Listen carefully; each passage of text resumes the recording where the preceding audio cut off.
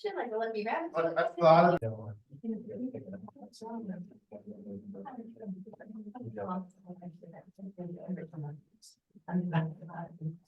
Maybe I should start listening.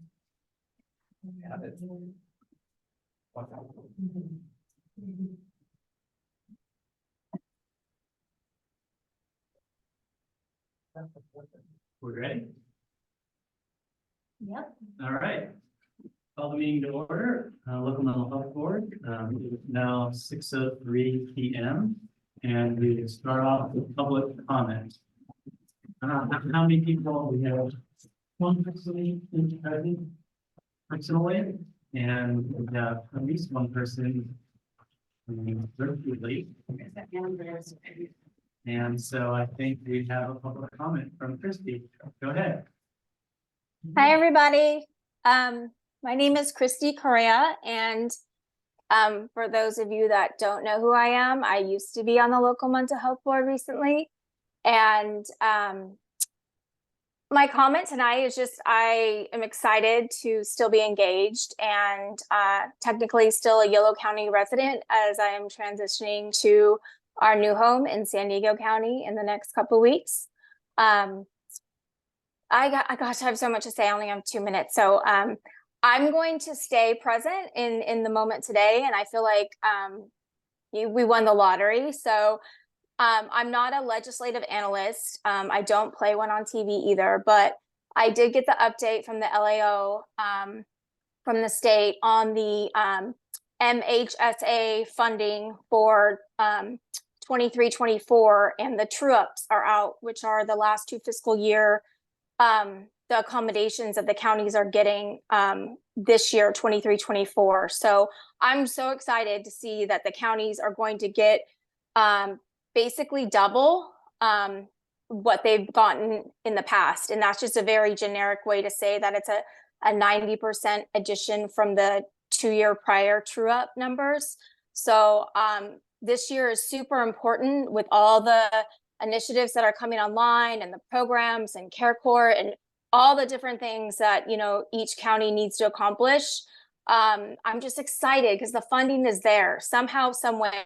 I know it's MHSA, but it's better to say that the true up is 90% greater than nothing. So I'm encouraging everyone to stay optimistic and have open ideas and look for ways to find housing for people and find ways to get those individuals that are incarcerated in the jail still today, waiting for an FSP spot, a way to get them into proper housing, to get treatment, and to keep up and continue all the hard work that's been done, you know, over the last couple of years. I just feel like this momentum, this extra funding is like, whew, that's a perfect timing, and that it will help catapult Yolo County to where it can be, you know, with great services in place and providing those critical needs to the people that need it the most. So I'm just excited to hear about the numbers, and I hope that the budget committee, you know, really looks into it and works with the county budget office and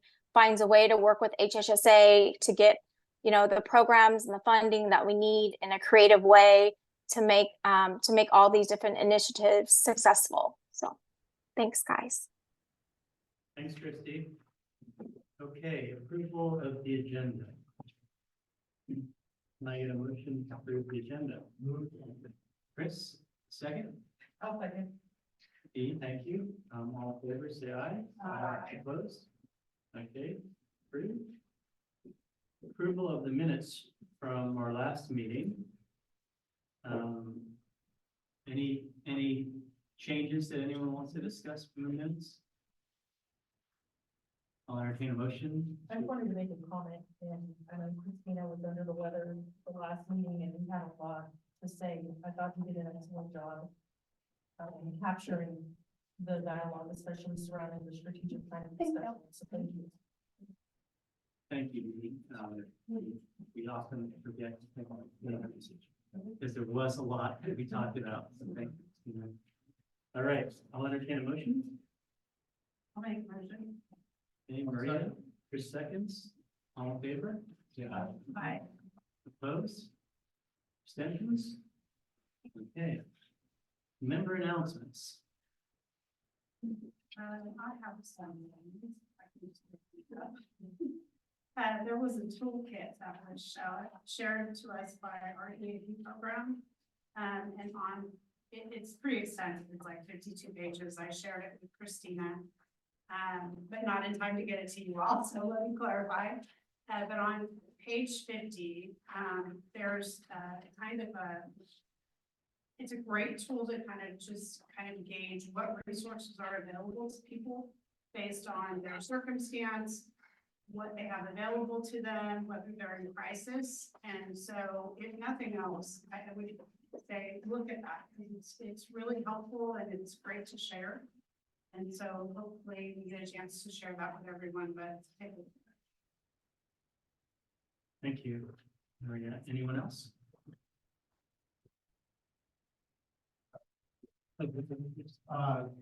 Want to encourage everyone to attend the annual walk September 28th. Our special court team has done one in Sacramento at Land Park in May for a number of years. And this year we're going to do the Cuyahoga County one. So I invite everyone to put that on the calendar. Brad was recognized as the first one at the Living Community Center last year. Put in your calendars, a great organization, and I'm going to go walk with different people and meet them. What was the date again? September 28th is the date that I have.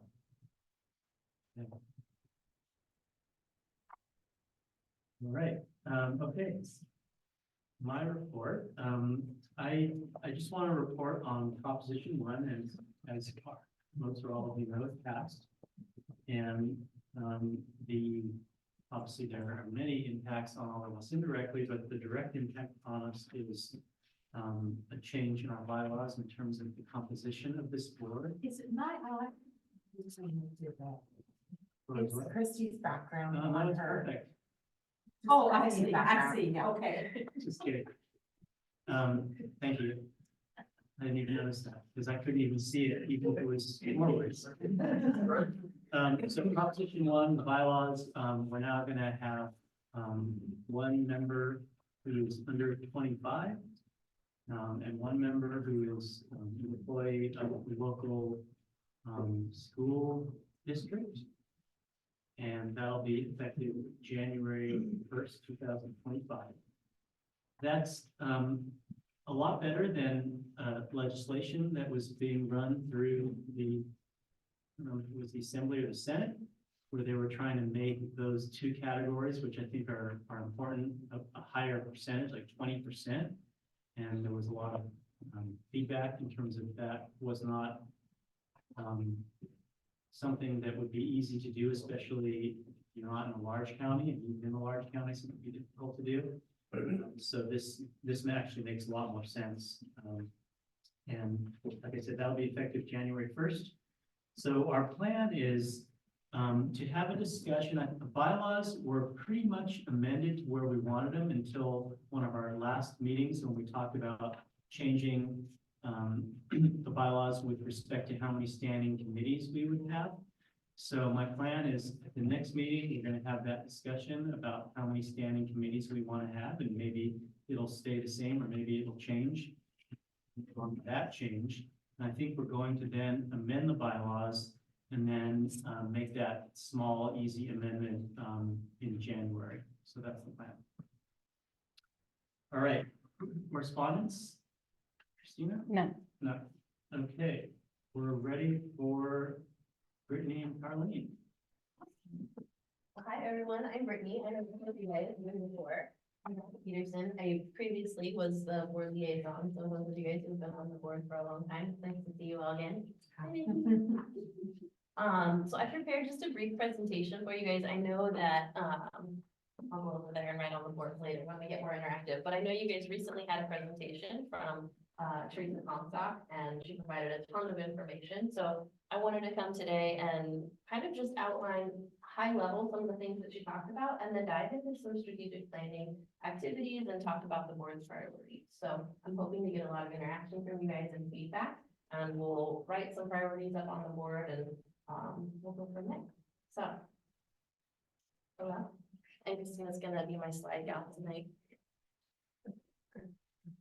And Carlene's gonna chime in too. I am. Extra Yeah, to add. and before Brittany starts, and I'm very grateful for Brittany doing this tonight. I rewatched Sharice's presentation twice, and just a little tip, you can put it at 1.25 speed or 1.5 speed, and then you can kind of get there quicker. But then when it got to some of the board members' comments, I couldn't keep up when it was at that speed, so I just slowed back down again. But it's a lot of information, right? And I don't know how other people felt like walking away from that presentation, but I couldn't help but laugh every time Jonathan said, we don't have to do all of those things, right? And she laughed and said, yeah, you do. And he was like, okay.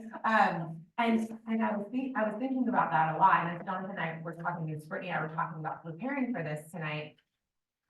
When I was going back through and watching it and looking at the tools and strategies that we recommend under each of those items, you all are doing a lot of those things already, but I don't think that they're coming through as like, this actually informs the annual report. This informs the data notebook. This is how we're engaging the community, ensuring participation. And so I also created a document that crosswalks each of her slides, and I'll send it around because it's very tiny, you can't see it from here. But each on the left side of this document is each of her slides that talk about your duties and responsibilities and the strategies for doing that. And then over here, I crosswalk what we're already doing or what you all are already doing, or what you might, could develop or start doing to help you achieve, to get to those duties and goals. So I hope that helps, because it feels like it puts it into bite-sized pieces, right? Where it felt like a lot of information at once. And I think this activity today will help also just to kind of wrap your collective minds around how you are actually making progress toward many of these duties and responsibilities. And that was a couple of, I think, maybe just like infrastructure that we can help build in, like long-range planning and some other things that I think it will really help it to feel all more manageable and achievable. Because the resounding question I heard was like, how do we get the work done? How do we push this work forward? And how do we do it all? And so hopefully today will be helpful to kind of start guiding, help to guide in that direction, and for you all to identify your collective priorities as a board. So that's our hope, at least for today. So thank you for doing that. Yeah. Very much in my mind. I'm wondering if there's also a way to attach the strategic plan Yeah. to that column, so it would help us understand where does that fit? Because a lot of this is in progress. So I'll just say that's a draft. It's not finalized yet. And it is. Yeah. So once the county strategic plan is finalized, I'm happy to figure out how that crosswalks into some of it, because we did develop very specific goals in that strategic plan that I believe would be of interest to this board, right? Or especially the items around crisis and around even the aging population and some of the work there and our forensic population. So yeah, I think that's a wonderful suggestion. Yeah, and then lastly, I think in my different world, then we would have data. Yeah. That was then in the next one, right? So how do we know? Is it working? And then whatever data is tracked. So that also, so we could support the work that you and your team is doing. Yeah, absolutely. One of the items on here is just around a way to compile throughout the year the data that you're receiving through different formats, whether that's through the MHSA updates or through our external quality review or through presentations that you're being provided. So what's a way that we can capture all of that so that when it comes time for you to report out or make a recommendation or do your annual report, you're able to review everything that you've heard and seen over the last year. So thank you for doing that. Yes, So it sounds like a lot of work. Yes. Yeah. Yeah, well, thank you guys for all being on the board too. I know this is voluntary and the subject matter comes from a broad range of areas and it's super complicated and sometimes hard to digest. So you guys have a lot of work just in being here. So I appreciate that. All right, so we'll jump into just kind of the high level overview of the local mental health board duties. We'll talk about the annual report and the data notebook. Those are the two items that the board is kind of required to not produce, but participate in and then share. And then just some general strategic planning specifically for Yolo County and this group. So I think you guys are familiar with the WIC code section 5604.2. I think even maybe it was printed today. Didn't see that out here or at least highlighted in here. And that just outlines the duties for local mental health board. So it's always a good thing to reference or have kind of on your desktop or wherever you access your resources if you're not sure. Go to the next slide. So your big overarching goals here are to review, evaluate, and then submit for feedback. the two items or the list of items that we are going to be reviewing and evaluating are on their next slide. So these are your areas of review. And again, these slides will be shared with you via email, and I'm gonna go through this stuff pretty quickly so we can spend most of our time working on some strategic planning. But at a high level, those are 6 items that the board is supposed to be reviewing and evaluating the work of HHSA and our programs in general. You can, the next slide, and then submit. So our 2 big reports are annual reports submitted annually to the governing body, our board of supervisors. And it's really a high level overview of the things that you guys have accomplished, what you focused on, and it doesn't need to be super lengthy. It can be like 3 pages, and then a committee, the ad hoc, would work on it together potentially, and then your chair would review it and we go through it at a meeting and then submit it to the board of supervisors once it's approved by everybody. And that's a good spot to highlight any accomplishments or things that the board has really focused on. And then secondarily is the data notebook. And I remember when I was serving in Christina's role, I thought that was gonna be like this really huge heavy lift, but there's a template that's sent to you every year that you fill out. The template is created by the Behavioral Health Planning Council, and they focus on one topic each year. And it asks the county staff, really HHSA, to report out specifically on that. Then the board reviews it, takes a look at it, answers or asks any questions that we maybe have, and then include that data and we send it back. So it's not a huge heavy lift, and a lot of the work in the data notebook is done by our staff, but we need your guys' support and help and review in that process. All right. So this is a little bit of a timeline, like I said, for the annual report, just so you kind of have in mind. We normally submit it by June, so the end of the fiscal year, which is coming up pretty quickly. So we have some templates that we can look at and kind of start building from. And then, like I said, we'll highlight some accomplishments. It's fairly short in length, and your ad hoc committee would draft it up and present it to the group for review. And this would be for your ad hoc. So again, like I said, these slides will be sent out for the ad hoc, whoever is participating in that group. You'll have some things to consider, accomplishments, etc. And again, we're going to breeze through these pretty quickly and go to the next one. Same for data notebook. I kind of highlighted these already. Just that it's a template that's sent out to you or sent out to our liaison or our mental health director and then shared with the larger group. You can go on. And again, guidance for the ad hoc who's assigned to completing the data notebook with the help of county staff.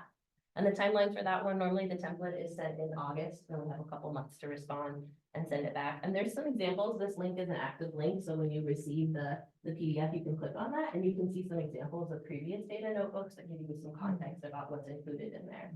And let me just pause here for 1 second. I just want to say, and I think for the last 2 things that Brittany just touched on, the annual report and the data notebook, what we'd like to do is build the timelines for these things into a long-range planning calendar, right? So when we look out over a long-range planning calendar, you'll know we generally receive the data notebook in August and it's due by September, so that you're tracking ahead of time these things, or even the annual report, like about the time that the ad hoc should be established and start working on the annual report, when the timing you want to bring it to a meeting for approval, so that then you could get it submitted to the board by the deadline that's decided on, if it's the end of the fiscal year, then by June 30th.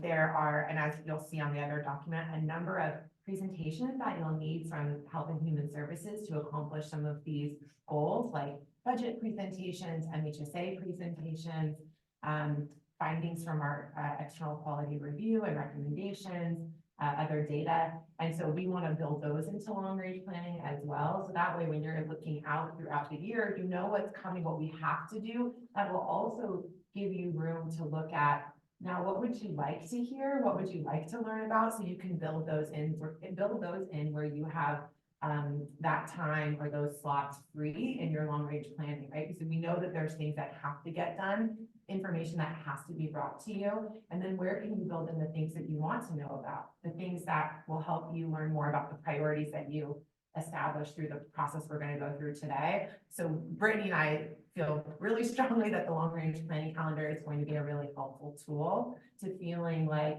you can see the longer view for the year and help you strategize around the work that needs to be done. Yeah, definitely. And it'll help county staff support the board in a more informed way too, because we'll know clearly this is your priority for this meeting or this month or the next 3 months, and then we can provide the information that supports those. Yeah, like when do you, and separating those out by what are the requirements of the board? So when do you need to elect new positions, right? When do you need, so then do you need to have a nomination committee more, right? So tracking some of those things a little bit more closely. When there is the annual report and the data notebook, those are the deliverables, right? And then some of those other pieces, like then the county presentations, and then you'll be able to identify what are the things the board wants to do, you know, and you can build those into where you all see fit. Yeah. Yes, I just want to ask, because I can't remember. Did we get and submit the data notebook? It was not submitted last year, but it was submitted the year before. Okay, okay, I didn't remember doing it last year. Yeah, it was not. Okay. But that could be anything. Yeah. But it's gonna get done this year. That's We're gonna right. put it on the long. We're gonna get that template in August, get it done, for 30 days. Yeah, and then just on a personal note, one of the things that I used to love was when we had an organized calendar of subject matters that the board really wanted to hear about.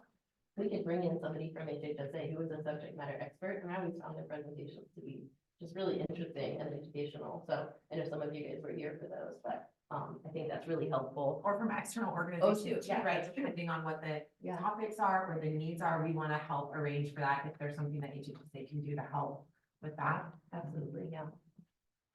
All right, so strategic planning, so we're already in April, so we're 4 months into this calendar year, but I was hoping that today we could prioritize 4 subject matter areas to focus on, because I believe you guys still have a summer recess, still have a month off, no meeting that month, and then we've got the data notebook in August, and in the next couple of months working on your annual report. So if we could prioritize 4 focus areas for this calendar year, and that could be bringing in some speakers specifically around those subject matter areas, or any areas that you feel like the board wants more information, or wants to dive deeper into locally, and we can highlight those. I'll put them up here on the board. And then the idea is that we would repeat this exercise again in December and prioritize 12 months, a whole calendar year of priorities for the year. So with that in mind, I haven't been to your guys' previous meetings, so I don't know what the top subject matter areas are, you know, what's most important to the board right now. So I would love to gather that information if you guys want to take a couple minutes to think about it. And then we'll write those up here on the board. And if we have time tonight to go through a prioritization exercise and kind of figure out which ones we want to focus on first and narrow it down to 4, we can do that. Or I can let you guys do that in a future meeting, but I think the goal today is just to collect what are the things that are, what's most important for you guys right now? What's on your minds?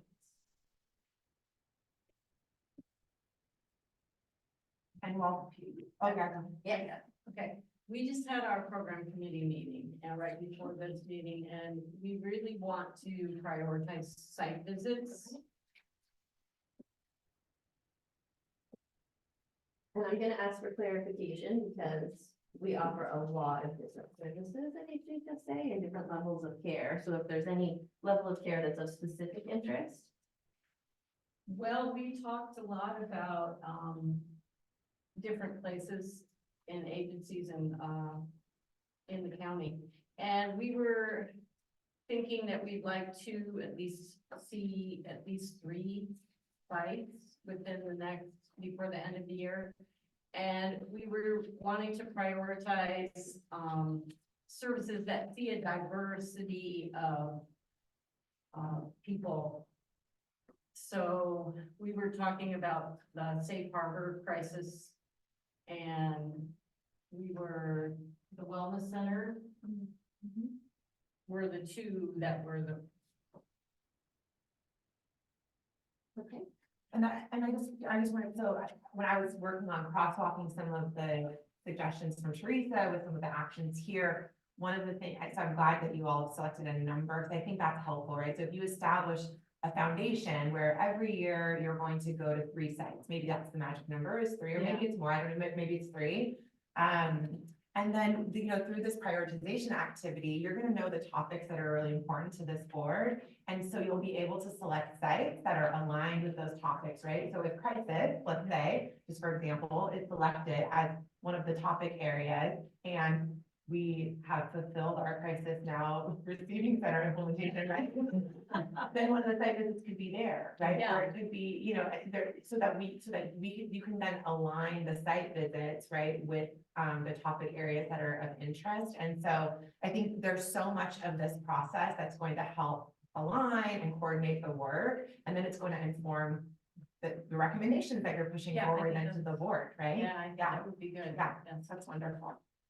So then the overarching goal or objective would be site visits, and then we marry that with the long range plan and build from there. It could be. I mean, so here's the thing, we're gonna go through, and I think there's no wrong answer here, right? I think what we are hoping for is sort of a brain dump from each of you about what are the topic areas or focus areas that are important to you. And then we'll go through a process of folks that kind of, you know, kind of casting their vote on the couple things that are important, so that hopefully a few things rise to the top, right? And it could be something like only focusing on site visits. Now, I think site visits can just be built into a part of the framework, right? So maybe then your focus areas end up being more service focus areas, like, you know, children and school-based services, or wellness center services, or, you know, like crisis, or, you know, it could even be a broader system impact, like the impacts of Prop 1, or,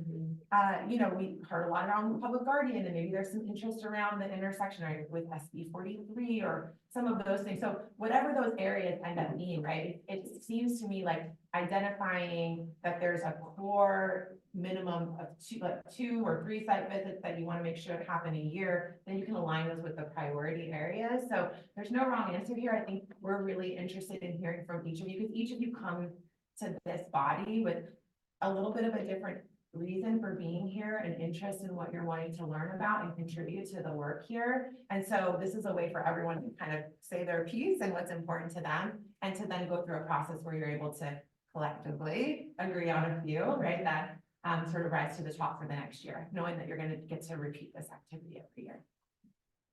Yes. I actually have two things. One of them, I don't know if it's appropriate to do a site visit or to understand how the decision making works. But with Woodland Hospital on 5150s. So how could we, so is it just specifically that location? Or Well, 50 in We general. don't, they don't. Okay. I want to know about maybe the process for a 5150 evaluation. Right, the process for the evaluation, and then something about what happens once they are in the 5150 zone at Woodland. Or, yeah. So, Or well, the differences they don't maybe have depending on where people are. So they send them to it, right? No, They don't necessarily know. Woodland doesn't have beds. Really? No. No. But yeah, when people are psychiatrically hospitalized from, they go then to. Right, well, let's clarify. Yeah. Center Davis on a daily basis holds on average 7 5150s in their yard. Wow, How many beds they have? wow. So I mean, that data would be very helpful. And so that's why people who have physical illnesses have to wait in the waiting room as long as they do, because they've got 7 of the 14 beds. Well, and they have to have one-on-one observation on it as well, so full staff. So I think just maybe when, you know, even someone coming and explaining that process. Explain that would be helpful, because any hospital that has an ER has to accept it. I wrote the first, and I realized this was far I away. think what you find is that many of those hospitals see the same people in pretty much every day. Yeah. And No. it's become more of a, It's a safety net for 24, 48 hours, and then they discharge them.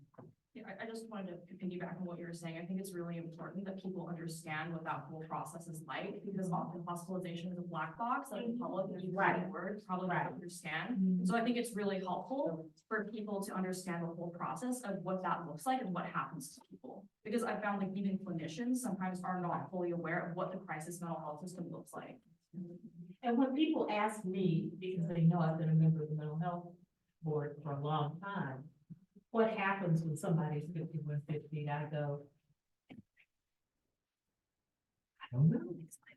You know, To it. yeah, I know they receive care and observation, but I don't know any of the ins and outs of that. And so I just kind of think an understanding of what the criteria are, how they're acted upon, and what happens after Our history, I think you're talking about specifically what happens at the site, right? Not the process from the entirety of the process from the beginning when they're determined 5150 or the first contact of the person through that process to 5150. I wanna know what happens to this, and this is an Like once individual someone that's plays on a 5150 hold, what happens? Because then you get the big full picture. right. Yeah, And how people typically get there? Do they come, are they brought by family members? Are they brought by an ambulance? Are they brought by, do they check themselves in? I mean, all of that. I'd like to add on there, like, the education, like,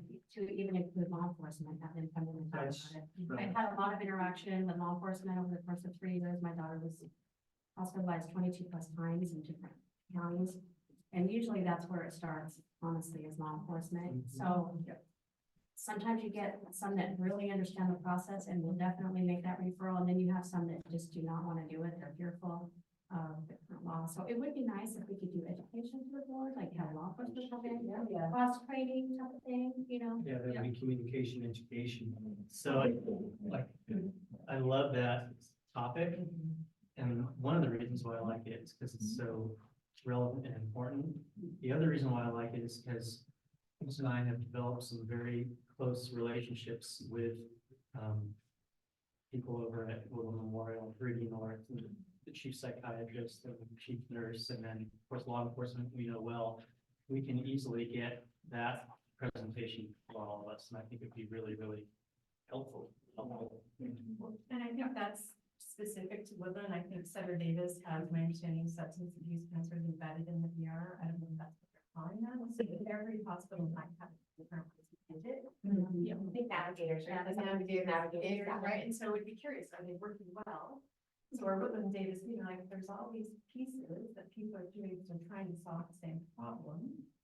And so I think starting with that, but also each facility telling us what they're doing. So yeah, no, if I can just add, I mean, just to say, I think the 5150 process is complicated and it involves many entities, right? So this could actually be, potentially be like a study area, right? Where you can have multiple presentations. If we're able to coordinate with both Sutter and Woodland, they can certainly talk about it from the hospital perspective, but then Yolo County HHSA, right?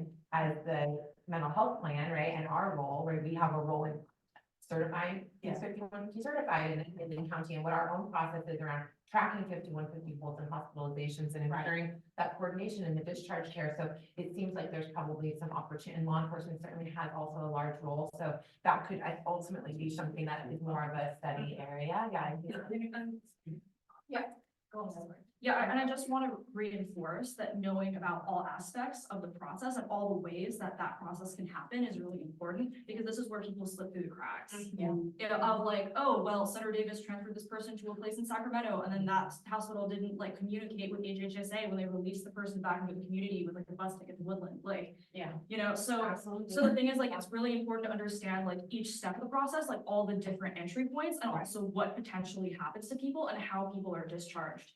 Because if we just kind of like stop at one section, like, oh, well, the cop does a 5150, and then that's all we learn, well, you don't learn each aspect of the process. And I think that whole system is important to understand.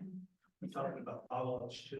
Yeah, I think it's really important to the discharge stuff. It's so important, because then you have people who are cycling through and going into the hospital many, many times because they don't have the follow-up care that they need.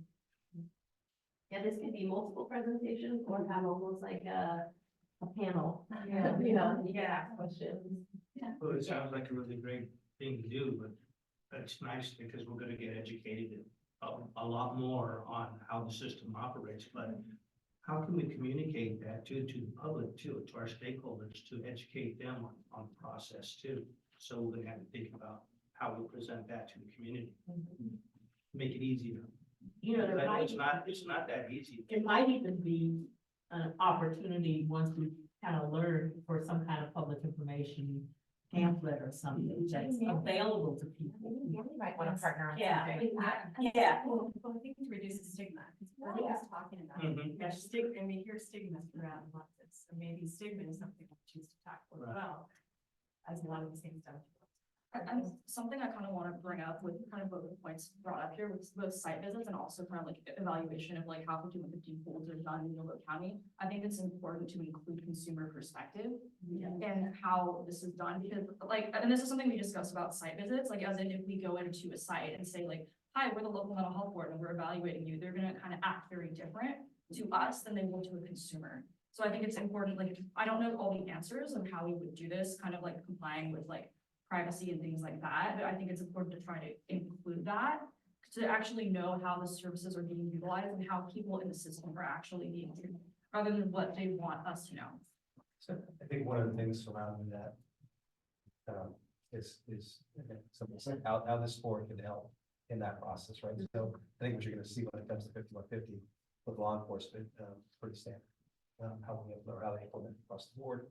I have worked at the hospital, so I understand what the struggle they go through day in and day out. But where it comes to this board, I think a lot of them have trouble finding placement for those folks. Yeah. That's really it.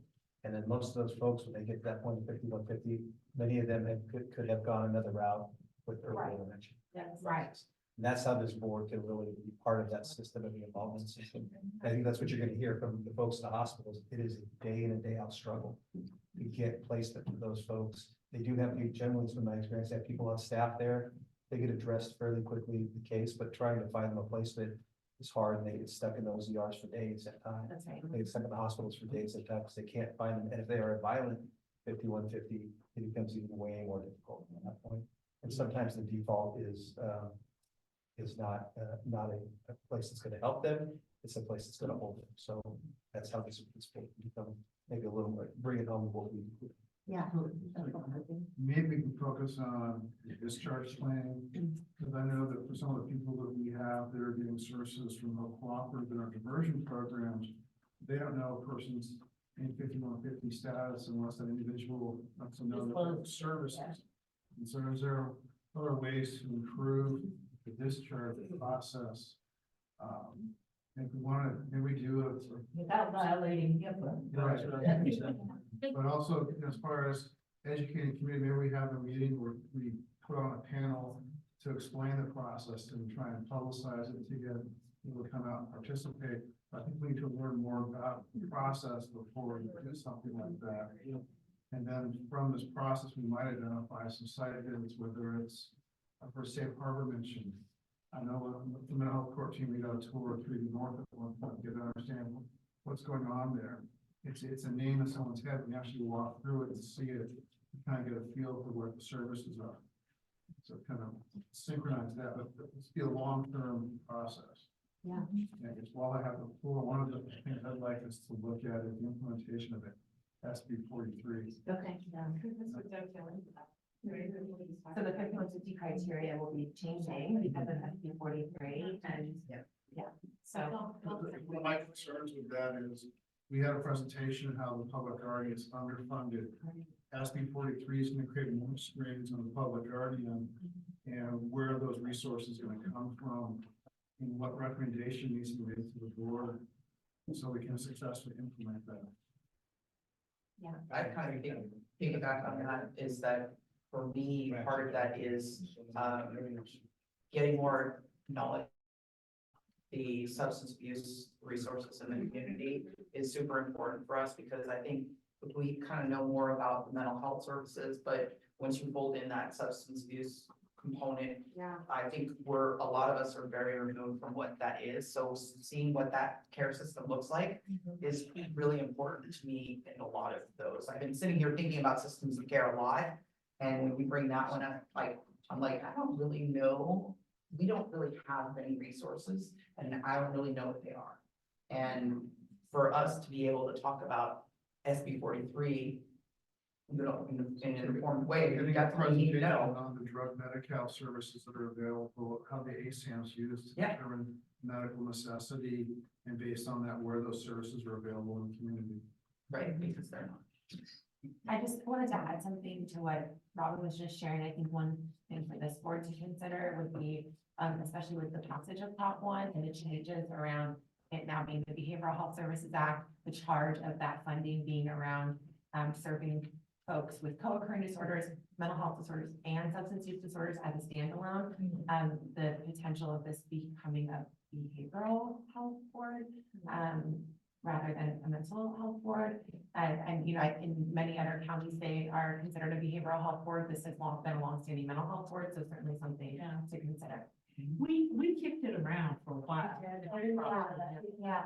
We talked about several different names. Yeah. Which included that, but also there was some focus around not leaving behind those that was focused on the mental health. And so, it's worth another discussion, but Yeah, behavioral health is all of it, right? Behavioral health is mental health. It is substance use disorder treatment. It's co-occurring, right? It's all of the above. Yeah. but that term was really kind of new when we first started talking Yeah, about it. yeah, it was. Yeah. And then when we got additional oversight over the, public guardian, was there a way to weave that into the file? And then pretty soon we had something that looked a little unwieldy for a letterhead. And roll off the tongue like the LMHB. Yeah.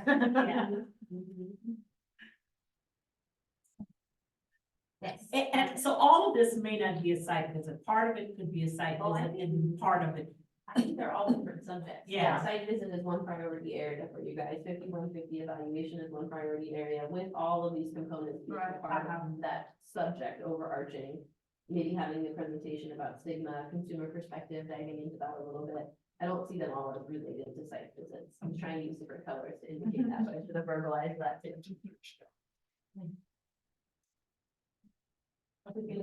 You're done.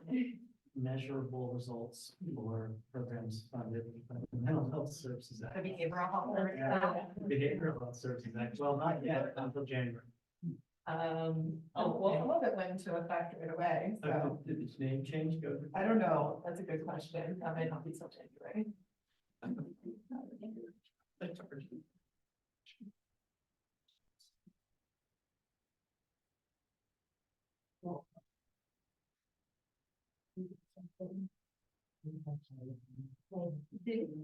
Yeah, I'd like to do something on children's mental health, we've got all these new great programs, but I'd like to see how they all kind of fit together and what kind of outcomes you've seen, yeah. All of us. Wondering if it's a life cycle, you know, children, you know, aging, yeah, and then you have. Really. The adult, because adult aging is a tough population. to find services for.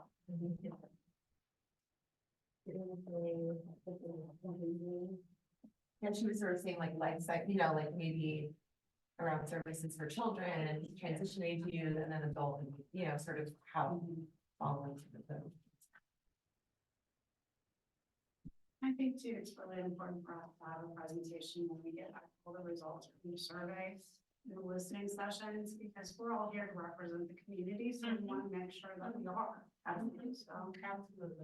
Yeah, I hear a lot of things at the listening sessions that we've gone over quite a bit, but it's still the information is not getting out to the public. Right. So they're asking questions that we have been trying to solve for a while now, not getting it out to them. Ernie, when you said survey, are you talking about the consumer perception survey? Or that, I think, I mean, so we just did like a community engagement survey for MHSA for the annual update, yeah. But there's also the consumer perception survey, which is something that we want to, it's a long range planning, yeah. So you're talking about the information for the interviews that they did and the listening sessions And the surveys, yeah. and surveys. The surveys are doing at the listening sessions, I think.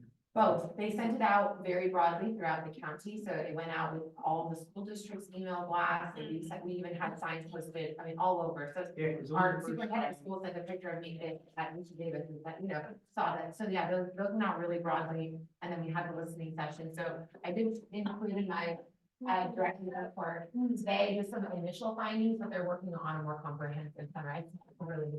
Yes.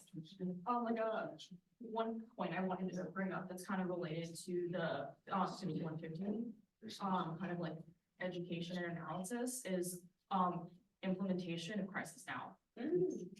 Yeah.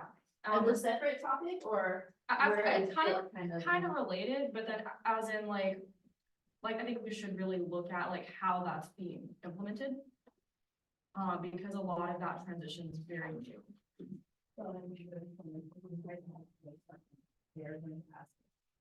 Where is that, you know, like that, it's not, they're not gonna come and just say, here's what we're doing, they're gonna say, what are you doing? Yeah, right, and so I think that's a great point.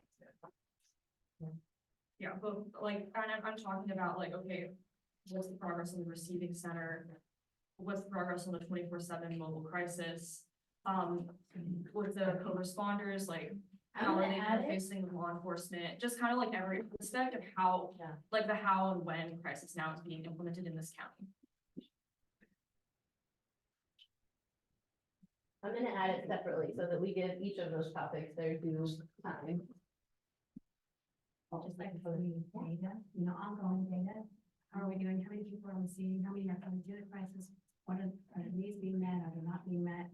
What are the numbers that we're serving, so we can compare that with the money that's coming in? My big concern is about money. Are you thinking of the MHSA slash BHSA funded programs or any specific? Okay.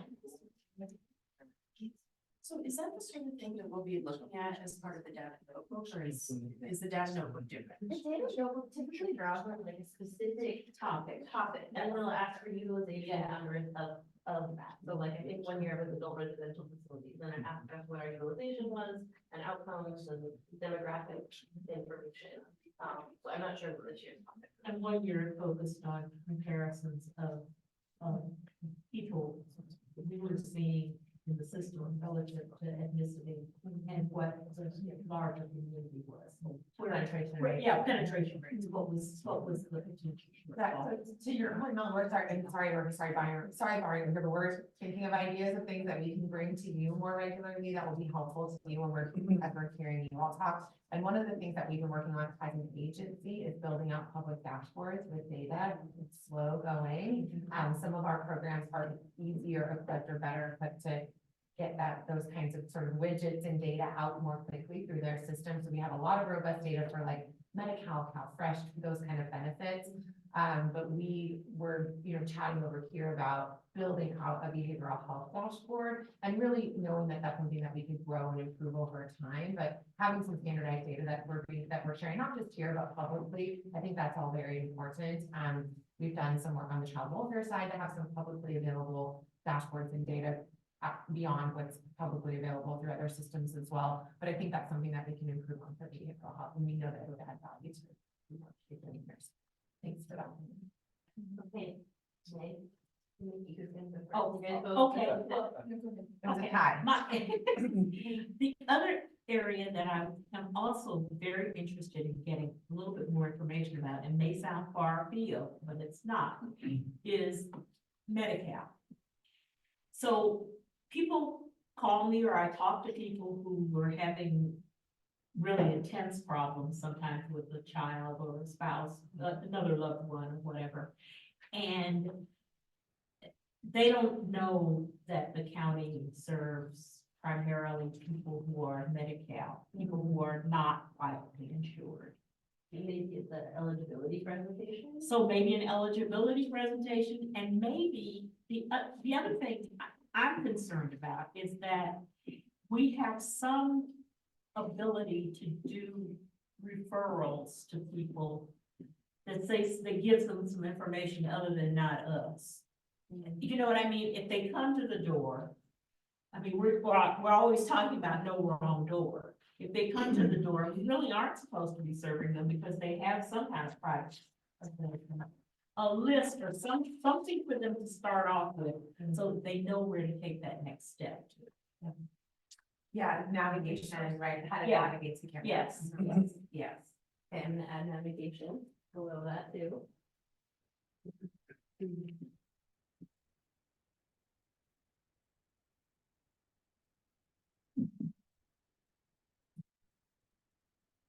Okay, May.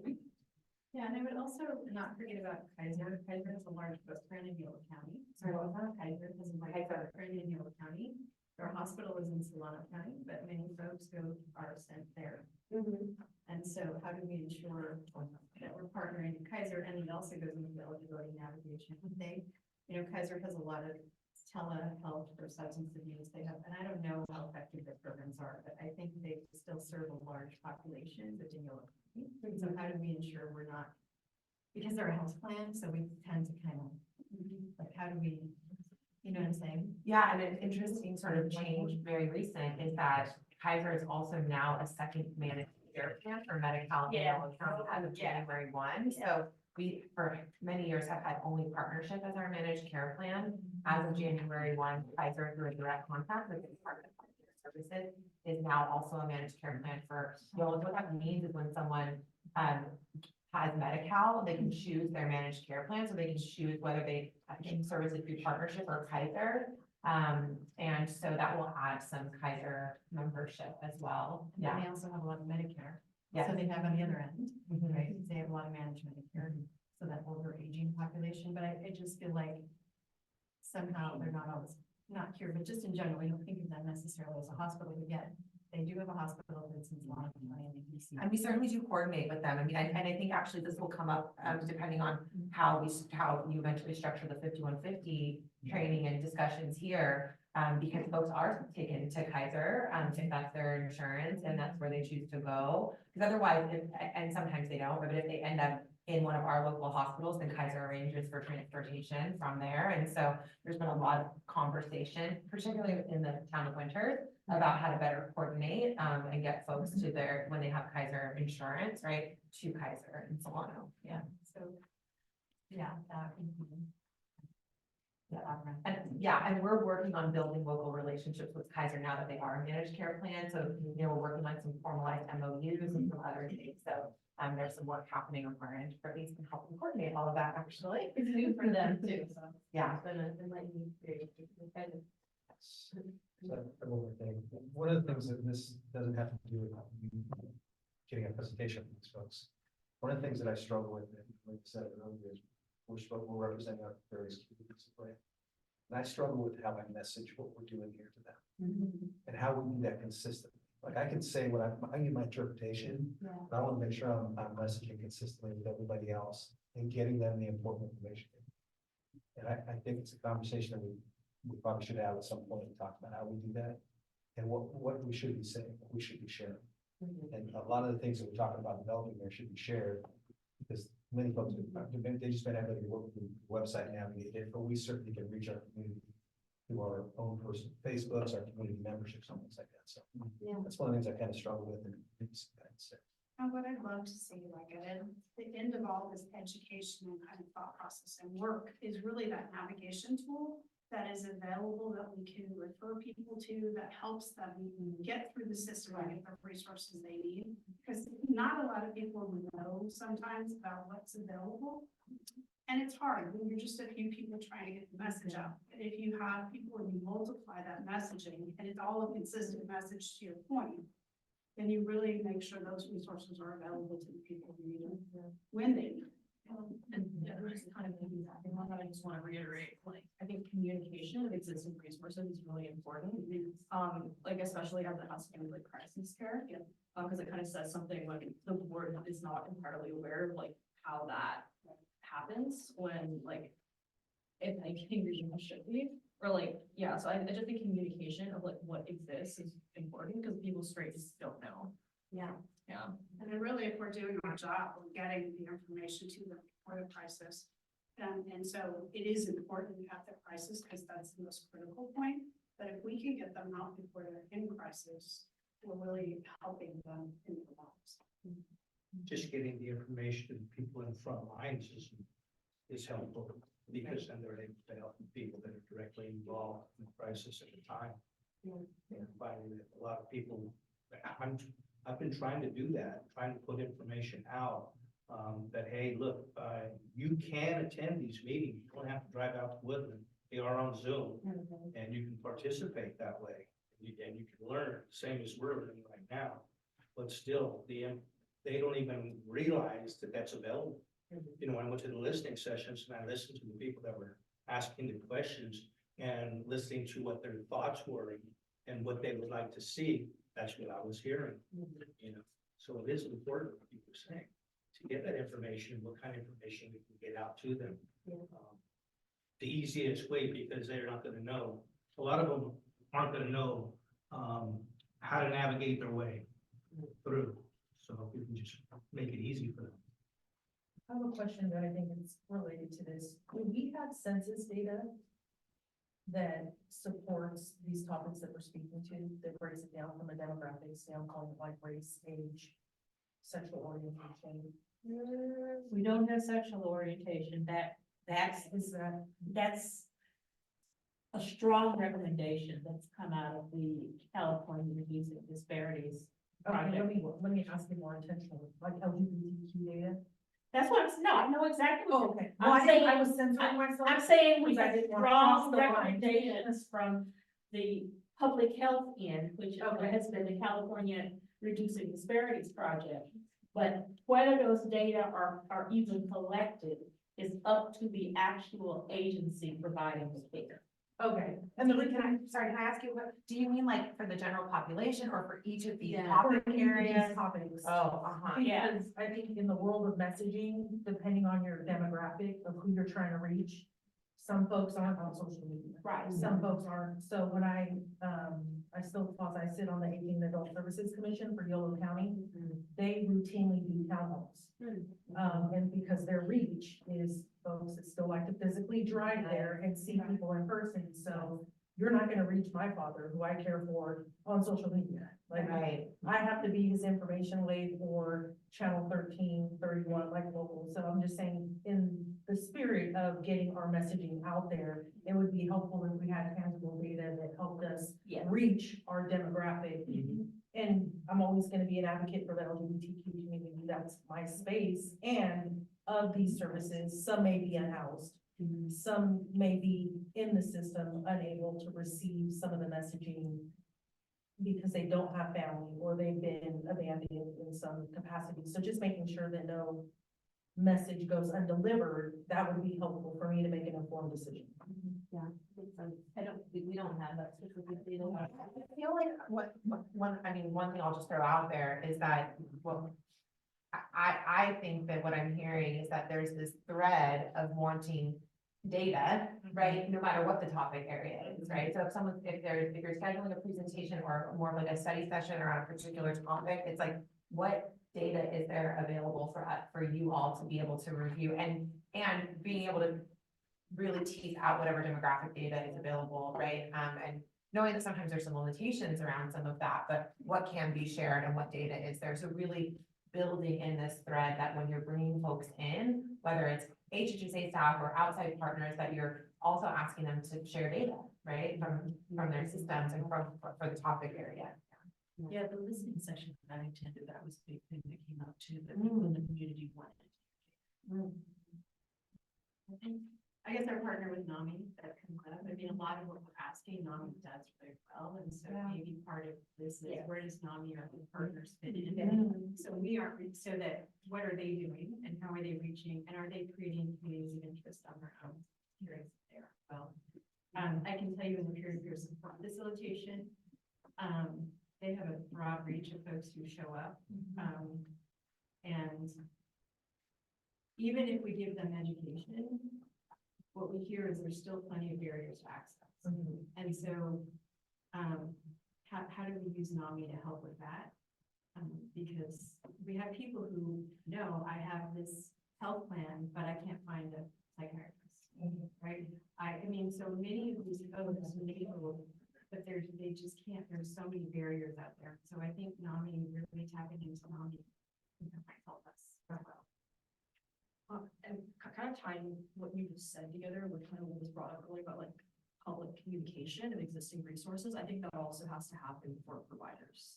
Because often, sometimes like providers work in kind of a bubble and don't know like the other resources that are available, or they have like this list of resources and they don't know what actually happens when you call or walk into those resources. So I think like cross communication between like different agencies, like NAMI having awareness of like, hey, like what happens if you call like this number and this number, like what happens when someone walks in to like the Davis like mental health center, like what happens when someone walks into the ER? Like I think them having like different agencies having knowledge of that and then help them communicate that to the public. So it kind of domino effects that way. You think I captured that by like provider communication and resources, making sure they know what he's done? Yeah. One thing I wanted to add, even though that's not what I'm here to do today, but I keep hearing it repeatedly, for the communications and resources, something that when I was in Christina's shoes, that came to mind a lot for me was this body often, we don't have like a mission or a vision statement that says what we do, right? And so if you have that, when you talk to people, this is the board that I participated in, and this sentence describes what it is that we do in our community. That may help start to build out your communications a little bit more and give you some of those talking points so that you can draw back on that and say, is this aligned with our mission and our vision? Then we should give it our energy. And if it's not, then we can kind of point that in a different direction. Figure out who does this better than. Yes, yes. Exactly. So, Yeah. The vision statement and our goals, what are our goals? yeah. Maybe this session, this isn't a guest speaker session, but this community resource communication development maybe is a meeting or a couple meetings in itself, where you guys spend some time developing those things out of it.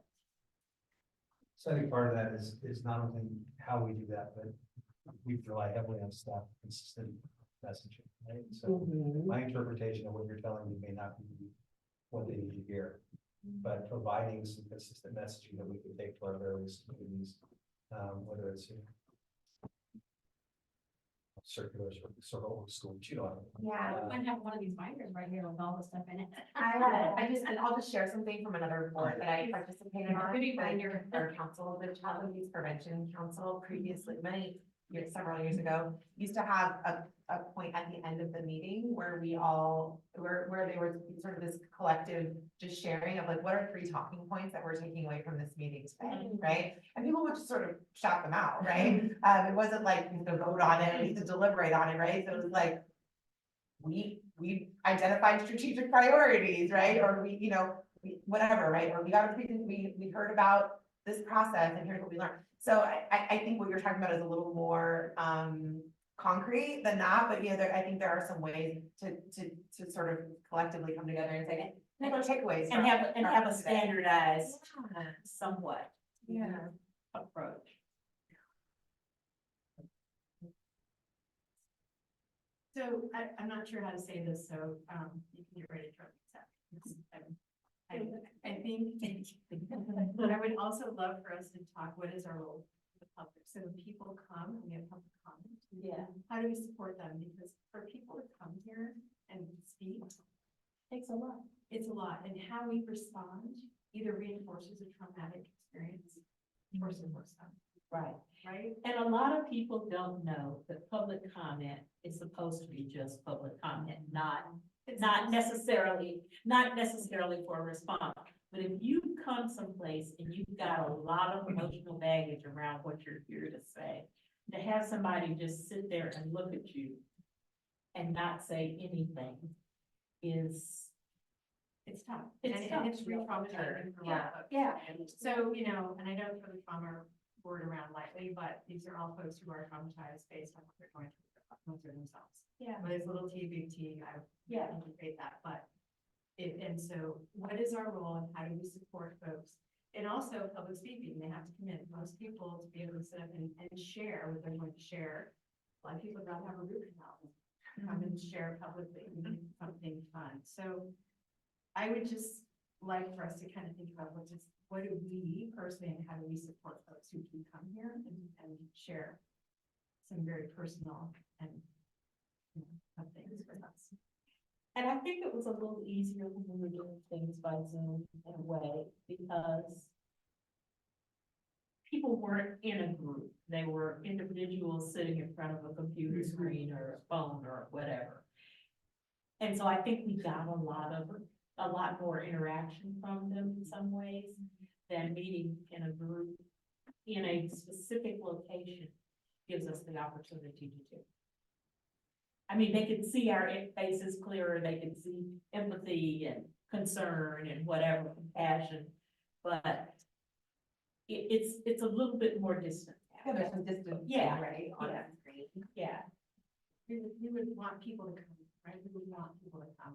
Yeah, we do Feel comfortable, right? And that also talks about stigma, and how we react or don't feeds into that. And I think Teresa pointed out some of those things right in her presentation when she was talking about public comment and, you know, and I know that Cal Beach BC has a lot of best practices and guide, you know, where they sort of talk about like how to react to public comment, how to respond, you know, so I think there's a lot of things that can probably be solidified through some of those resources as well, but I think it's important to have a shared vision around that, how you want people to feel, right?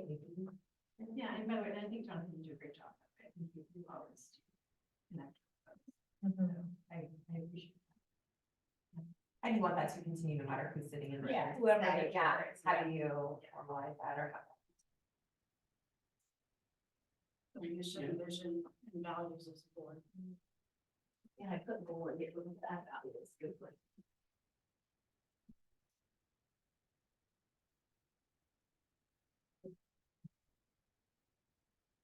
We wanted to have a committee work on the mission statement.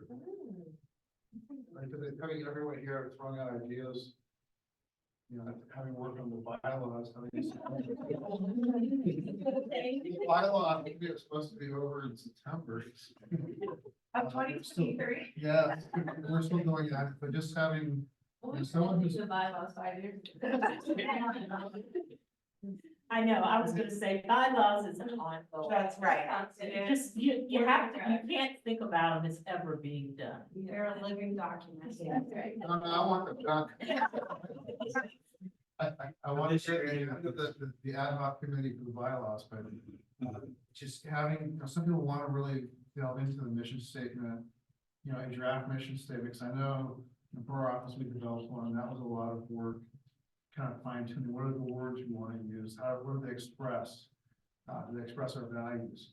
And so having the ad hoc committee for the mission statement, if you want to have, you know, value statement afterwards, or just get the mission statement done, that might take some people sometimes just kind of wordsmithing it. Chairman would need to go appoint an ad hoc committee or ask people interested in doing that. So that's something we wanted to work on. We should probably get that appointment today. And volunteers for it today. I was gonna ask another question. Is there a standing committee that involves over communication in this? But we- Well, I think this relationship was starting off great.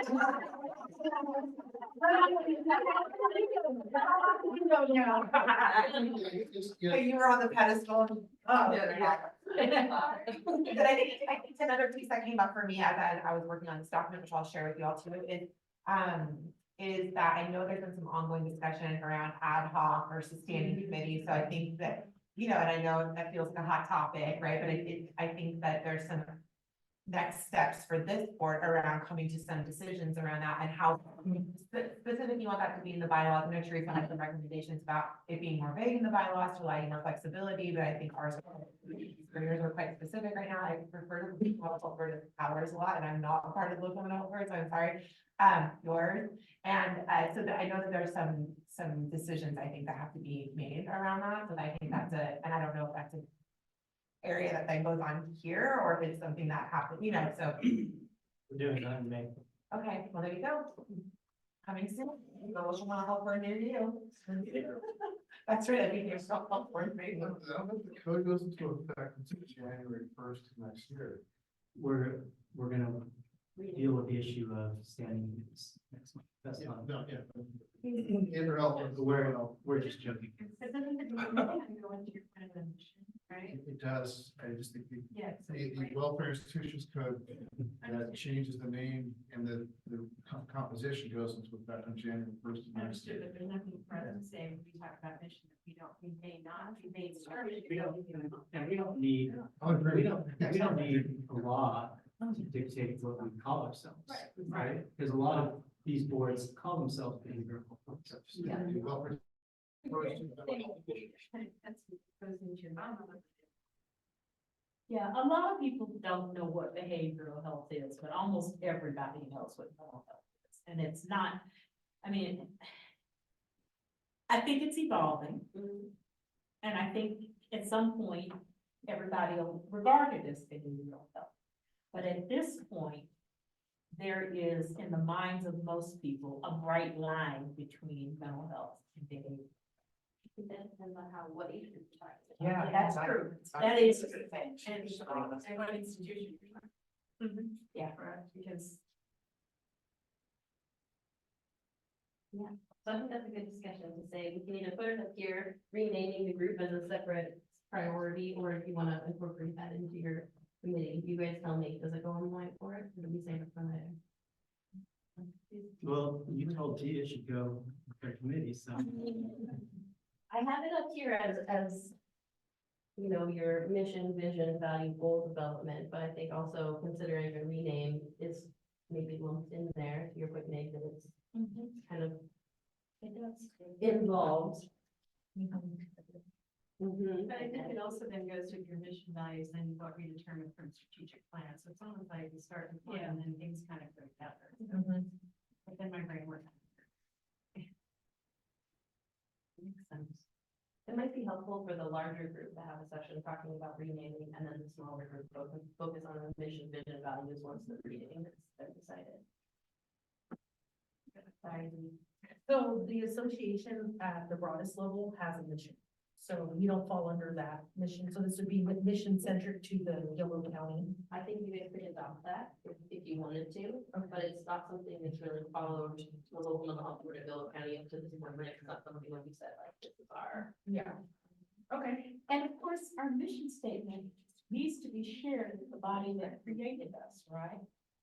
So the board needs to, I mean, this needs to be something we can first of all share with the board, because they may not be all that clear on which direction we want to go to. The board of supervisors? Huh? The board of supervisors? Yes, Do we have to ask permission for that? it isn't so much permission, we need to try to be on the same page. I don't Yeah, I don't think it's so much provision. I think we need to inform them though, if we're gonna change, Carly has some. what the rationale for it is. Prop one will amend the WIC code to say behavioral health board, so I think it would. That, okay. Yeah, it does. there you go. Right now, it says mental health board, January 1st, and technically becomes behavioral health board. But it seems like. Changes all the time. Well, no, it's just that the law has changed and the welfare institution code defines the membership, and that changes January 1st with some of the changes from Prop one, so we have to make sure that our bylaw aligns with the state law. Okay, for the sake of time, I'm gonna ask, anybody else have any other items that they'd like to add to the board? It could be either a presentation or just a subject matter that the board wants to focus on.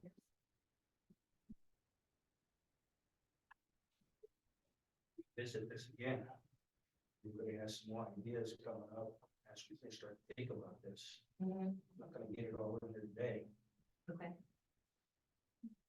So no final answer. so I need a placeholder for I'd like- future. I'd like to add one more.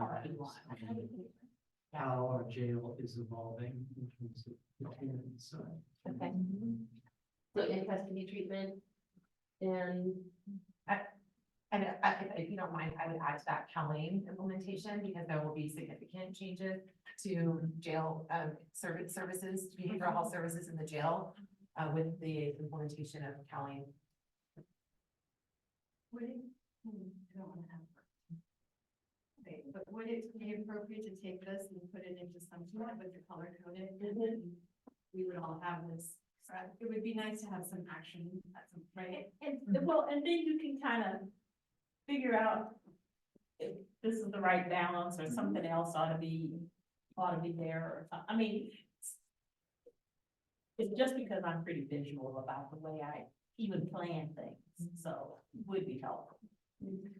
I think the piece of this is that all of these things are important, and many other things that haven't Yeah. been even put up Yeah. here, right? And if everything's a priority, which we Then talked about, nothing's- then nothing's a priority, right? And so, you know, remembering that you're trying to set some priorities for the next several months, we'll have an opportunity to do this again, you know, starting each calendar year. And so that it can help you focus, right? And to focus your efforts, your work, because otherwise it is, like drinking through a fire hose, and there's so much, right? That it can feel insurmountable. And so I mean, maybe I'm just starting to process my own emotions about our job, but, So myself, I'm therapy section right now, about how like, to be the mental health director, but you know, there's so much, right? And so just remembering that if something doesn't rise to the top from this discussion, then there's going to be new priorities established, right? And you may feel like, you know, we've made really great progress on this thing, and we're removing this now, and now we're gonna focus on this thing, or through going through one of these, let's say the 5150, there could be other things that come to your attention that you go, this is now what we need to focus on, right? Like we've heard about this significant gap, and that's where we want to focus our efforts. So I think the process will also be telling. Are school-based programs up there? I just. Children's service. I'm sorry, yeah, okay. Got it. Okay, that's fine. So I think really and this first thing is for the context is the way that I remember this working in the past is we have this list of prioritized items or subject matter, and we do our best to get through them in the calendar year, and whatever we didn't get through, we just roll it over as a priority for the next year, and we try to focus on that. So there's no pressure to do everything. It's just important to figure out what's most important or what the emerging issues are, maybe we want to focus our energy on. So if there were, I mean, like I said, at your request, I will kind of prioritize these and color code them into things that I think would be maybe a better presentation versus just a work group session on the board. But if there was anything on here that maybe 2 items that you feel like are most important, or highlighted, that would give me some help in starting to build out a calendar a little bit where we're plugging in things for the next couple of months. I think SB 43 implementation for me is a huge one, and especially how that is integrating substance abuse stuff that we don't know much about. Okay. So I'm like totally, for me, that's a huge priority. I mean, I think what we hear from everyone, right? I mean, And I think the measurable results thing is something we just have to get a better handle on that we do. And I know it's very hard. These are things that are difficult to quantify. Some stuff just starting to gather. Yeah. What's your second one? My second one, I'm of course really concerned about that our site visits result in some dialogue back with the board, and that we develop that as an ongoing thing, something we're not gonna do sporadically. It's something we're gonna do a certain number of every year. There's a structure to it. The group comes back and reports out. We ask questions. I mean, I wanna see it done in a systematic. So this is more of a priority to build some infrastructure around. Right, and that's for this year, but it's moving forward too.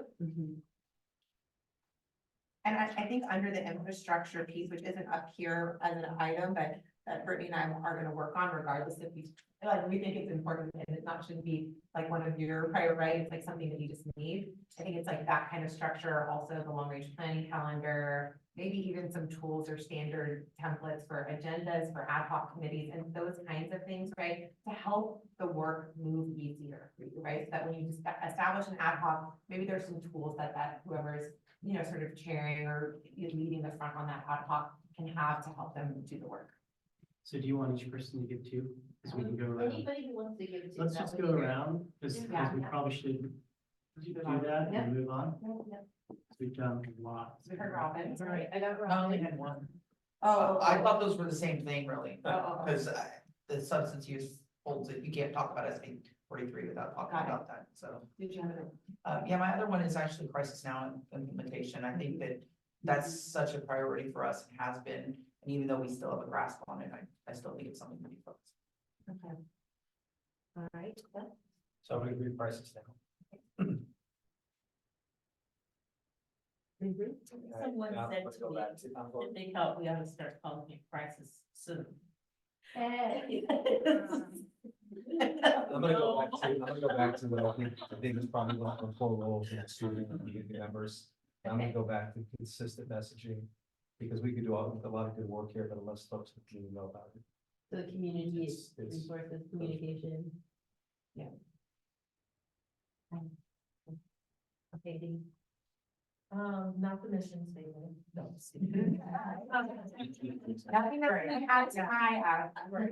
So, in full disclosure, I'm looking forward to being highly educated, so I don't feel like I have a lot of niche expertise to talk to. So I agree with, what my colleagues, decide. Honestly, this strategic plan effort is what I feel like I fought for. So just the fact that we're in this space with the collaborative spirit and partnering with HHSA really, is the most meaningful out of this exercise. So thank all of you for that. I would say site visits because I believe Christy's still on the line, and if I don't. Oh, I'm here. Don't worry. I'm here.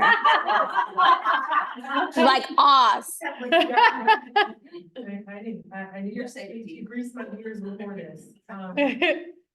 So definitely site visits, and, Chris, thank you for furthering, my understanding on the discharge process, because to me, when I think of a broken discharge process, I think of other, negative factors that,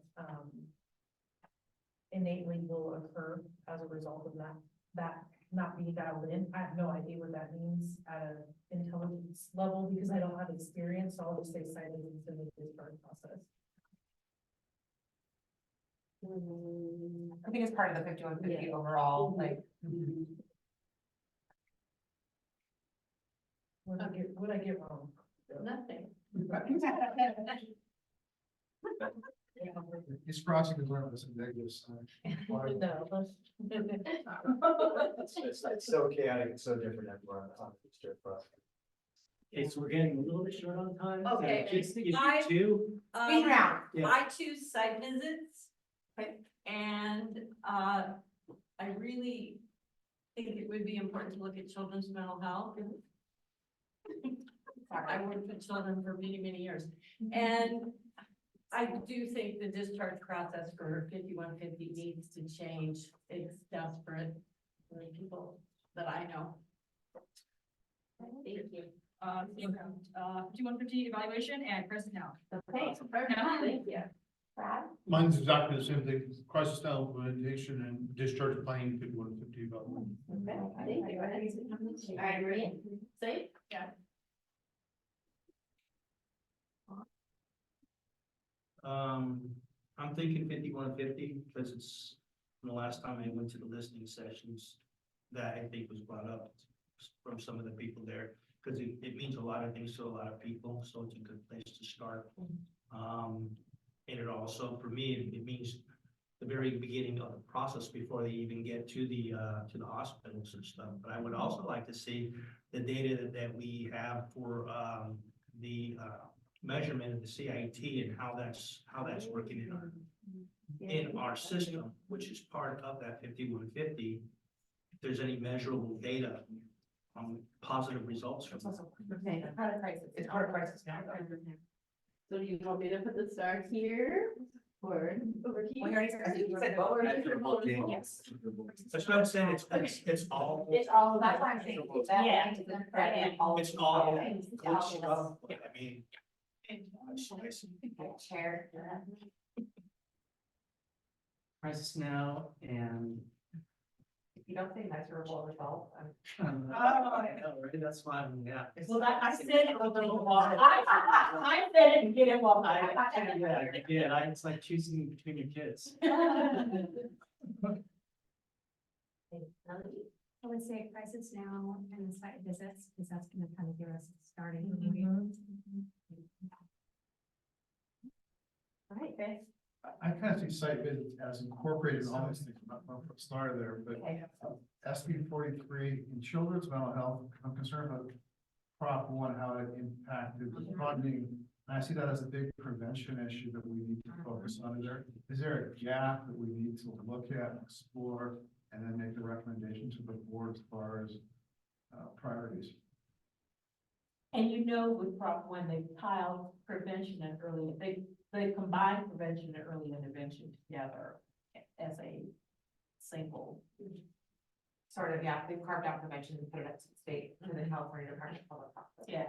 So yes, yes, and yes, thank you. Yes, these are good suggestions. Children's mental health and. Okay. Yeah, children's mental health, I think is a big one, 5150, and I would add for measurable data, I think we need it, but I think if we could come up with a structure, something with Brendan has. And measurable data is part of that, it's not carved out by itself. So it's on everything. It's everything that we do, so I guess I don't want to vote for that, just because I think it's part of what I decide. Yeah, that makes sense. Nikki, you guys. Oh, she did. All right, I think she's. You Yeah. started the ball. Yeah, and it- So it's so. That was everyone else. Okay, well, thank you guys for your participation. Okay, thank you. Yeah, so I want to say thank you, Brittany, thank you, Carleen. I wanted this to be useful and valuable and meaningful, and I spent a lot of time talking with Carleen and Brittany, meeting with them, and this really exceeded my expectations, and it was fun. It was fun. Yeah, so thank you. Great to hear, the priorities, but. Yeah. And good to hear some interaction between us. So I want to say, I'm really excited about our board.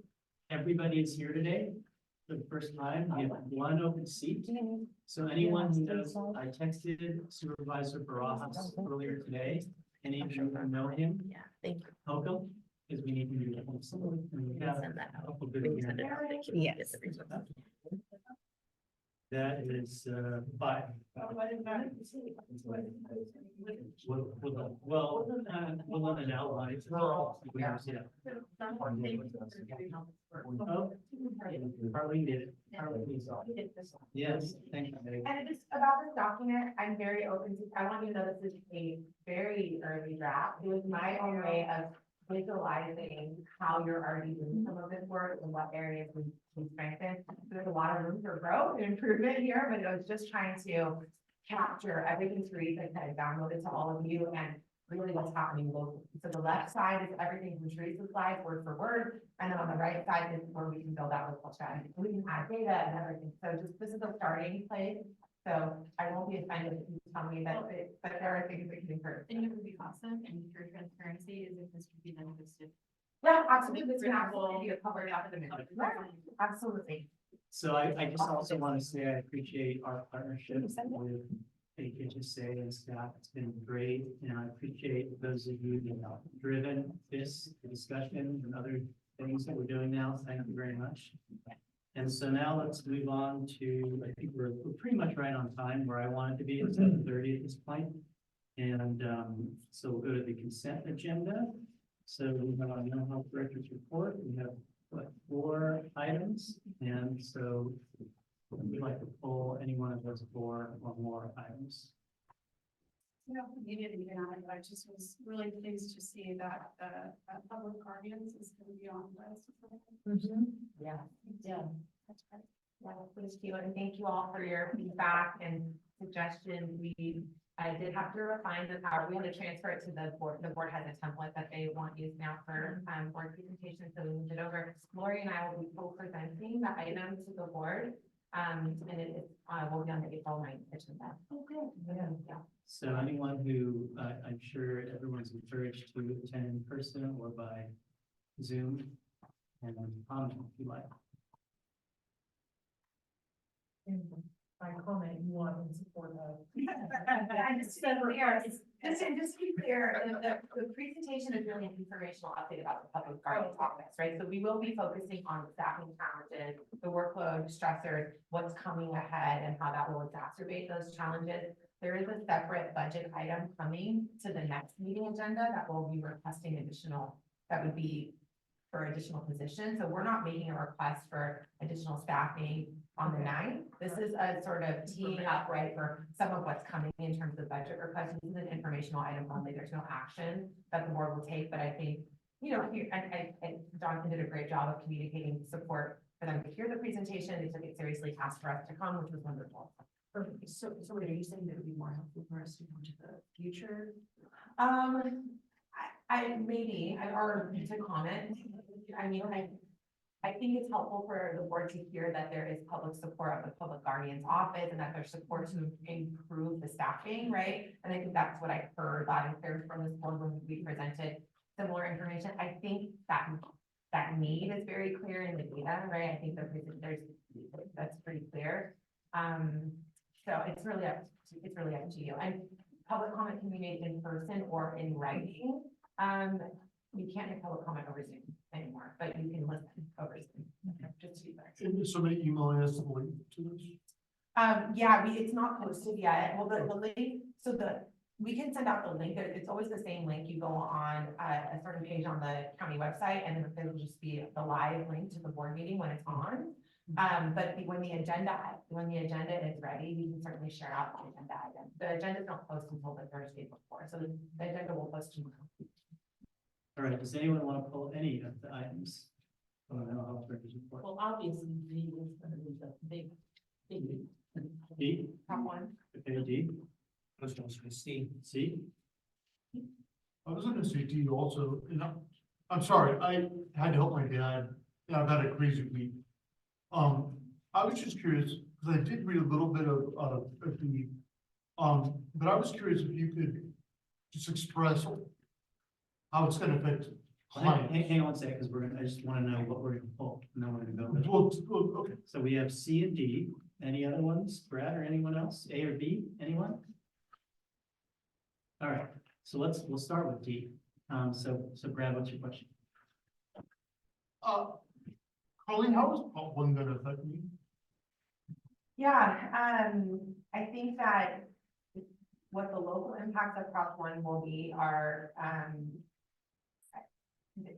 there's a lot of work we need to do locally to be able to answer that in a way that is more concrete and that I'm more confident in, right? So some of the complications are that the current programs that we fund under MHSA don't necessarily crosswalk to allowable programming under the Behavioral Health Services Act. So there are some programs that we simply won't be able to fund using Behavioral Health Services Act funding moving forward. Prevention and early intervention is the area that I suspect will be the most impacted. We fund a variety of programs under that. All of our cultural competence work is funded under PEI. Our K through 12 school partnerships project is funded under PEI. We fund senior peer counseling, I believe, under PEI. The Latino outreach program, I believe. There's a number of programs that are funded under PEI that we're gonna have to take a really close look at. At a larger scale, it restructures the way that our funding can be spent. So on a positive note, we'll be able to spend more of that funding on housing, which we know is a need for folks with behavioral health needs.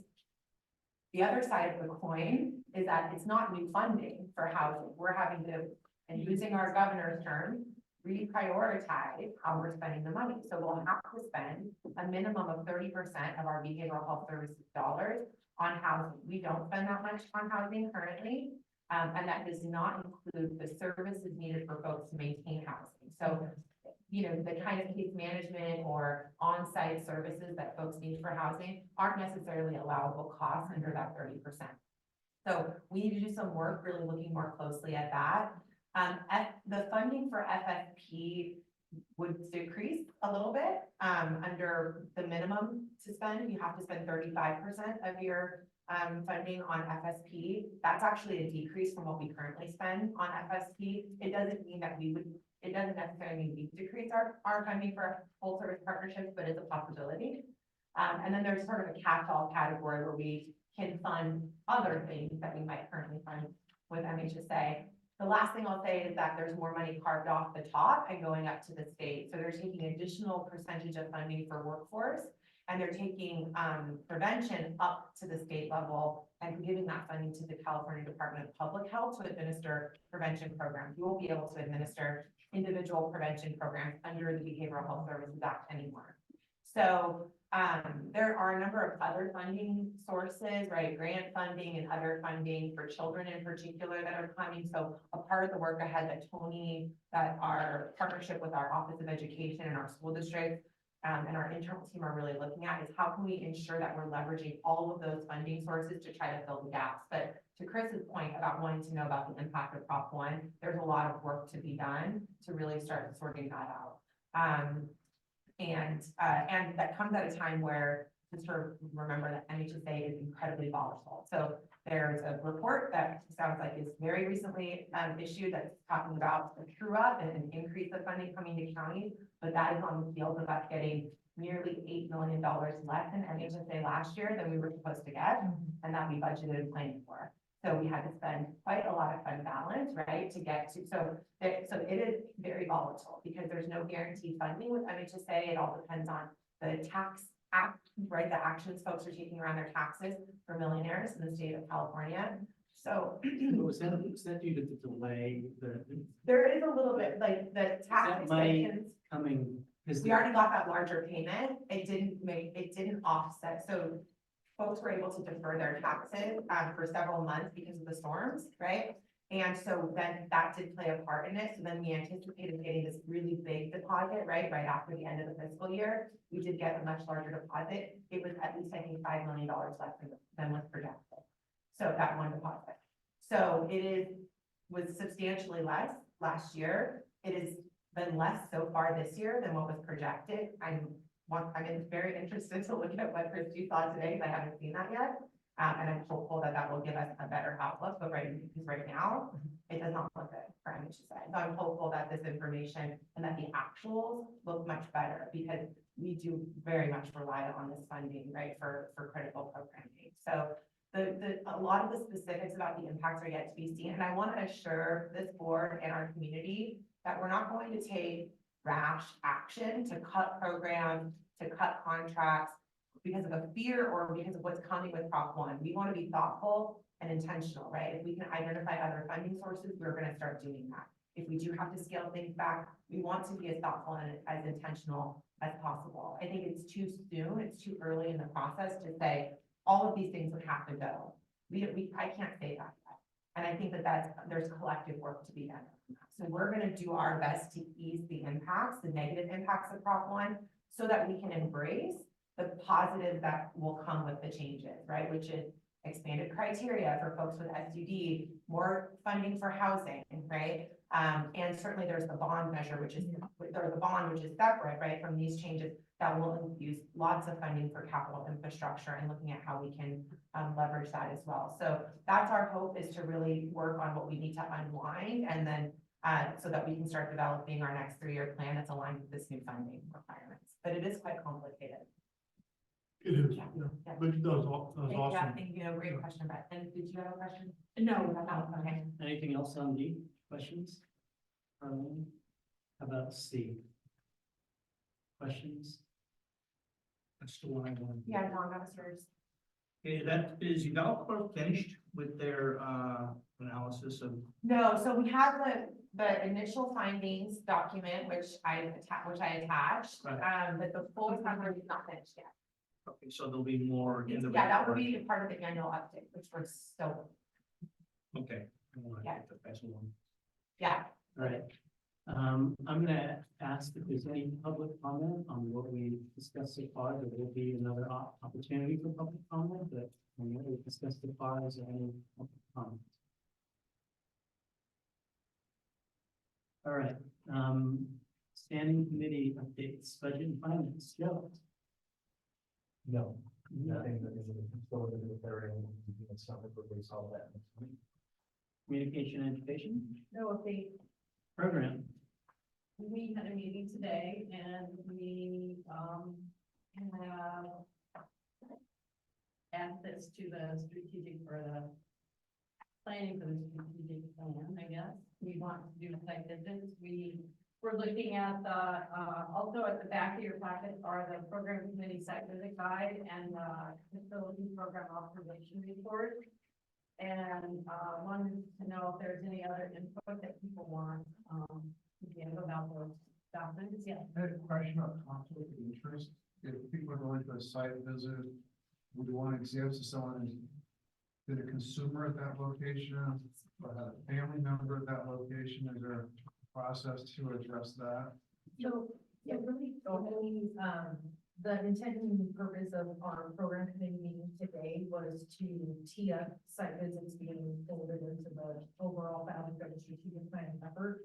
So our hope is that once this all gets moved out, we can bring in Jonathan and Carlene to guide us on what those requirements and comfortability levels entail, because we did discuss that Kimberly and Brad having lived experiences on that front, so we don't have all the answers, but we're hoping that collectively we can discuss that. Yeah, we did discuss that. Yeah. I couldn't really go in Pine Tree Gardens and interview people. I lived there for very long. Yeah, but, yeah, what you brought up is something we discussed. Okay. Considered, yeah. Yeah, we were looking at that. And the other issue one of the questions we had was on number 6. We were wondering if the Jonathan, you, the chair of the board should contact the people who are in the programs about the site visits instead of. So Carlene and I are gonna, Should do that. we're gonna work on that. We're Okay. gonna be, yeah. Carlene. That was a question, another question that Yes. were brought up at our committee. Did you hear that? Today. Yeah. The other thing that we talked about was how we feel that it's very important to get some kind of client input, and whether that would be through a anonymous survey or whatever. We were looking at some of the forms from the website for the Behavioral Health Commission. And we were looking through, we were gonna go through and kind of mark them up and figure out what questions we thought would be appropriate for a client to address. And then we could run it by you or board and see what would be appropriate. If an anonymous surveys might work, but we feel it's really important to get the consumer input for the program. I think anonymous surveys you'd be able to do and get around. Sorry, I can't hear you. I think anonymous surveys, you could get around some of the Confidentiality issues, You yeah. can do it in every other aspect, unless there's something carved out for behavioral services. Is there a way to do a survey to get family members?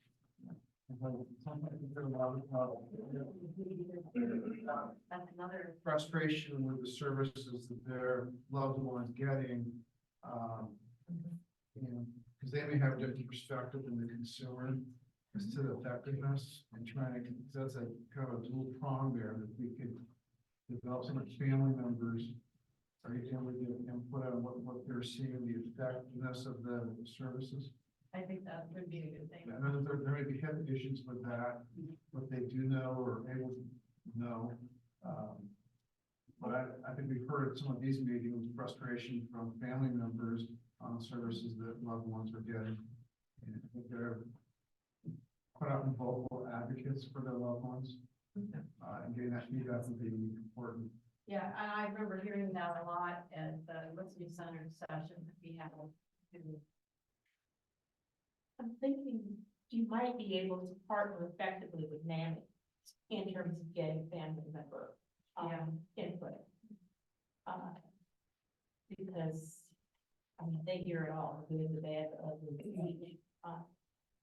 The other thing I was gonna suggest is that on your pre-visit questionnaire, you ask how many total unduplicated individuals they served in the last year.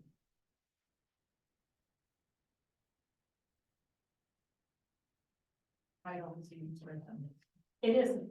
Oh, You're asking Uh-huh. for the number of staff having direct client contact, but of course, if you don't know how many clients they had, it's. Right. You say It's a good suggestion. I like it. unduplicate. Unduplicated. Not repeated. Okay.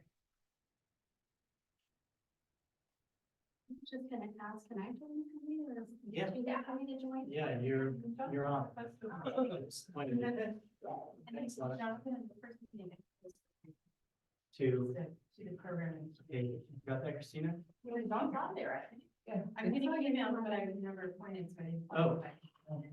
I assumed that you were already on. You don't have to be appointed to attend, by the way. Yeah. So if you want. This has to be to less than a forum, right? Yeah. And then, or is it a standing committee and you're doing Brown Act? No, it is, yeah, it is Yes. Brown Act, it is Brown Act. Oh, okay, then never It mind. has to be in Then person forget what I said. meetings, posted. Got that? Two? Okay, anything else?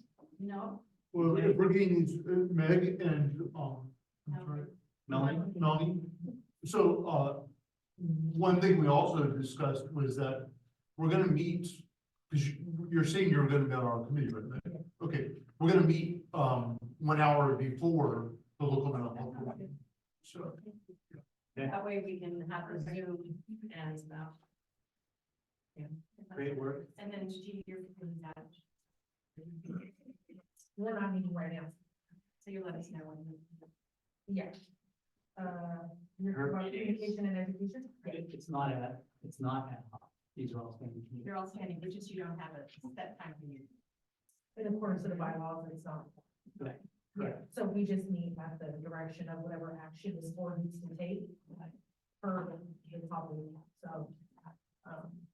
That's how, yeah. All right. Criminal justice report. trying to be quick,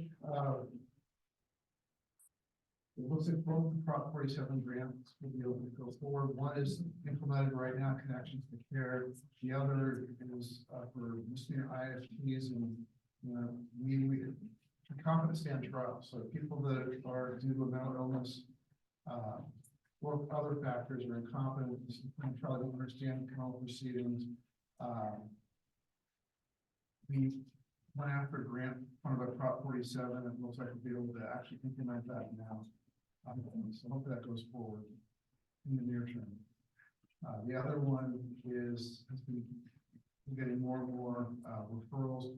You know, there's a mention of crisis now. That is one of the referral points for the Prop 47 grant. Is if there's a substance use disorder that's the cause of the problem for that individual, can rather than going and can receive clients that way. We do have a mental health court graduation scheduled for April 15th at 1:30 in Department 5 at the Yolo County Courthouse. And that is Greg Correa, who is Christie's son. So it's a momentous accomplishment for him. I know she's proud of him. She made a public comment. I invite everyone to come and see what that graduation was like. As a mental health board member, you can comment at the graduation in support. I'll be there because I cover that for my job, but it's at 1:30, actually 2 o'clock. 2 o'clock. We meet at 1:30. 2 o'clock will be the start of the mental health court. We may cover a few items before we go to the graduation.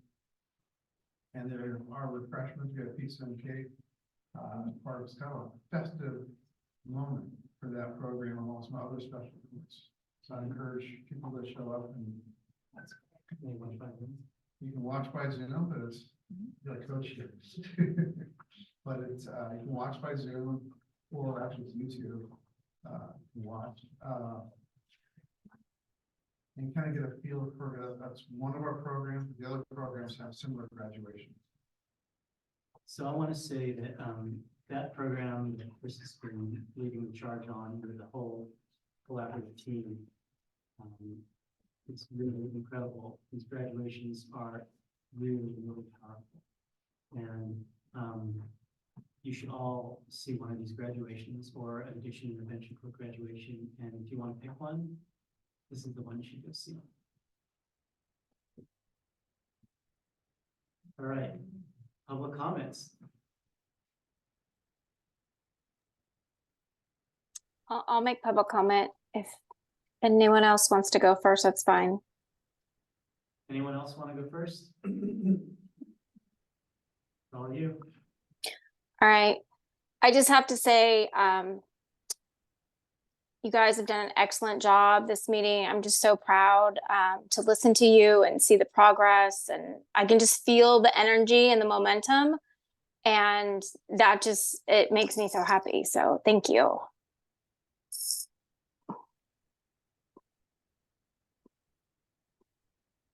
You know, 2 years ago, my son, Greg, was in a really bad place. And I didn't have a relationship with him. I mean, you know, I had to literally move out to another house so he could stay in my home because I didn't want him to be any other place because he was unsafe. And, you know, we had Kaiser back then, but there was literally the advice I was getting was call 911 or take him to emergency room. I didn't know what to do for him. I didn't know anything. I didn't know about NAMI. I didn't know about a crisis line. I just know that, you know, he was staying at my property in West Sacramento and he was all alone. And he came to Woodland on April 28th in the middle of the night in handcuffs. And, you know, I told Jonathan early on in this crisis when my son was in the jail, I remember it was May 14th, and I found Jonathan on a town hall somehow on mental health court. And I was blowing up the chat and I said, I need help. My son is in jail and I know he just needs a doctor. And from then on, Jonathan, you know, extended himself, you know, his guidance, and Greg found his way to mental health court. And, you know, I told Jonathan, I just want my son back. So I had lost him, you know, mentally months, years before. And if you guys can come on April 15th and just see for yourself, like, I have my son back. He's the person that I know, and we have a relationship, and I hate how we got to this place. I hate it. But I'm so thankful to have had the experience of the gifted and talented and caring people in HHSA. I mean, they literally saved his life. And, you know, having my son back and a relationship, and we get to have a new life. And we're starting over in a new place so he can heal some of the trauma he's been through. And I'm hopeful, but I just know having our relationship intact and getting to be able to have a family with my daughter who's here in San Diego, him having his family back is everything. It's literally the catalyst to him having a happy and productive life again and getting the things restored that he lost during those years suffering in psychosis undiagnosed. So I'm so proud of all of you and all the work that you've done and the services that we have received. You know, it wasn't an easy path, and I want to help to make it better for other families. But I just know that, you know, the 14 of you on that board are going to be the ones to get it done. And I know a lot's going to happen this year, and I'm just so proud to know you and to have been able to work with you. So thank you. Thank you, Christy. Sometimes it makes me, when I think of situations like this, I think of all people out there that don't have the support of people like Christy, the moms, the dads, and other people, and where that leaves them, and how challenging that is for them. It's challenging enough when you have that support, and even when you have that support, it's challenging. It doesn't mean it's gonna get well right away. It's a journey. Sometimes a long journey. But people like Greg are lucky to have moms like Christy. And thank you for all your work in lighting fire under us here on this board.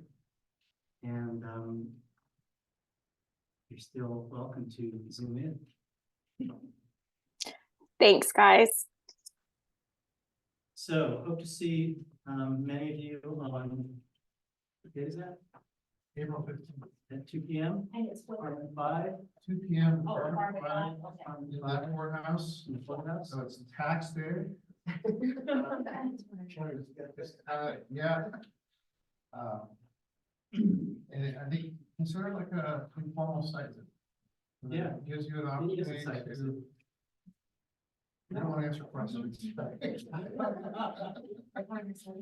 We will, I'm just joking, but yeah, it is a chance to see one of the first collaborative programs that we had in Yolo County that started in 2013, and what it's evolved to in other types of programs like this, to see it in action. And the success, these successes are challenging for people to get through. It's a lot of work. Question in court building? In court building, yes. All right, our next meeting is on the first, at 6 p.m. Note that it's, at the library in Davis, Mary L. Stevens Library in Davis. I get a motion to adjourn. Second, I second. not that we need this. Not that we need this, but I thought we need it today. All in favor? Aye.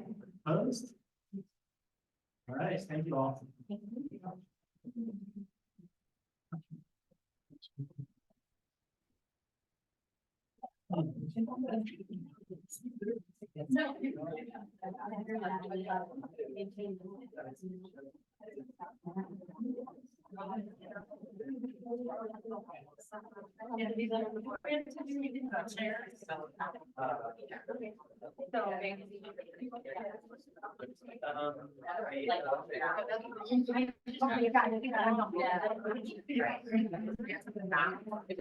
It's great having to prove the reserve, transfer to, transfer to what, you know.